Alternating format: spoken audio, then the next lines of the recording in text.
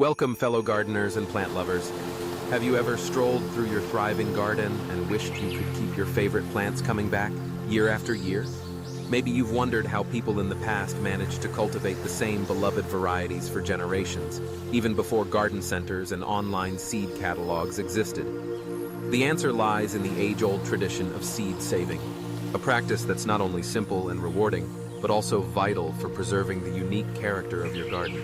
Seed saving is more than a practical way to stretch your gardening budget.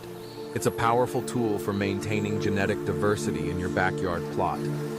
Each time you save seeds from your healthiest, most productive plants, you're selecting for traits that thrive in your local conditions. Over time, your saved seeds become more resilient, better adapted, and naturally resistant to local pests and diseases. This means a stronger, more self-sufficient garden, and the satisfaction of knowing you're carrying on a living legacy. Let's start by choosing the right plants for seed saving. Not all plants are created equal when it comes to producing seeds that grow true to type. You'll want to focus on open-pollinated varieties, plants that are pollinated naturally by wind, insects, or birds, and will produce offspring similar to the parent plant. Hybrid varieties, on the other hand, are bred for specific traits and often won't grow true from saved seed. When you save seeds from hybrids, you might end up with plants that are nothing like the ones you love. When it's time to select which plants to save seeds from, look for those that are healthy, vigorous, and display all the qualities you want to see in next year's crop. For example, if you're saving tomato seeds, choose fruits that have the perfect shape, color, and flavor you enjoy. Avoid plants that showed signs of disease or poor growth, since their seeds could carry those traits forward. Timing is everything when it comes to harvesting seeds.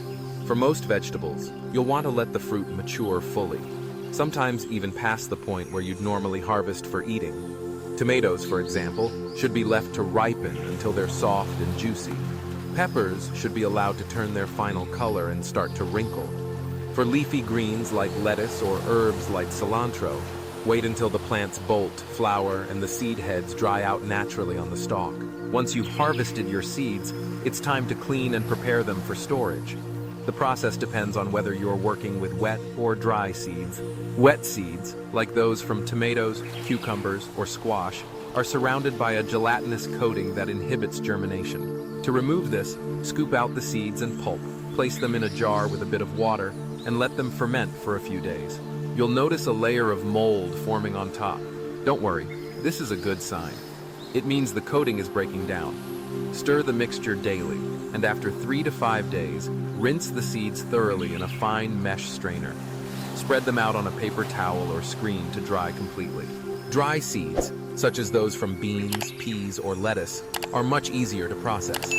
Simply let the seed pods mature and dry on the plant, then collect and shell them.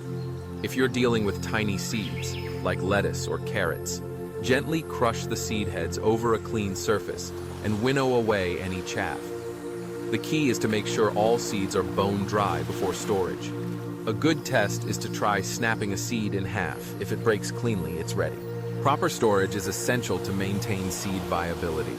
Seeds need to be kept cool, dry, and dark to last as long as possible. A good guideline is the rule of 100. The sum of the temperature in Fahrenheit and the relative humidity should be 100 or less. For example, storing seeds at 40 degrees with 60% humidity is ideal. Place your seeds in paper envelopes, which allow a bit of airflow and prevent moisture buildup. Label each envelope clearly with the plant name, variety, and date harvested. For added protection, store the envelopes in airtight containers or glass jars and keep them in a cool, dark place, like a basement, refrigerator, or root cellar. Labeling is a step you don't want to skip. Trust me, it's all too easy to mix up varieties, especially if you're saving seeds from multiple plants. Include as much detail as possible: the plant's name, variety, date, and any notable characteristics. Did that tomato plant produce especially sweet fruit? Was that pepper extra spicy?